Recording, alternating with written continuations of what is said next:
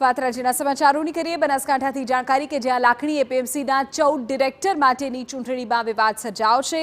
ભાજપે 10 ખેડૂત પ્રતિનિધિ અને 4 વેપારી પ્રતિનિધિને મેન્ડેટ આપ્યા છે। ભાજપના મેન્ડેટ સામે હવે ભાજપના જ સભ્યોએ મોરચો માંડ્યો છે।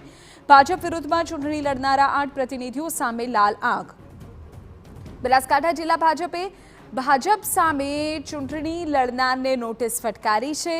ચૂંટણી પૂર્ણ થયા બાદ 8 સભ્યોને સસ્પેન્ડ કરવામાં આવે તેવી પણ ચર્ચા છે।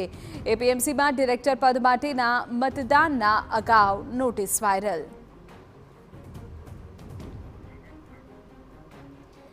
પૂરી જાણકારી અમારા સંવાદદાતા દિનેશ ઠાકોર આપી રહ્યા છે। દિનેશ, ભાજપ વર્સિસ ભાજપની આ સ્થિતિ સર્જાય છે, શું વિગતો છે ત્યાંથી?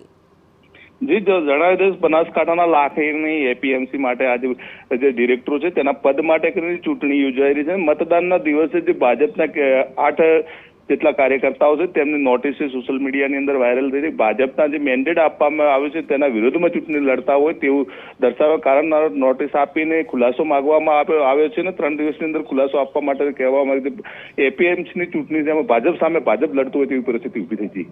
આભાર દિનેશ, તમામ માહિતી બદલ।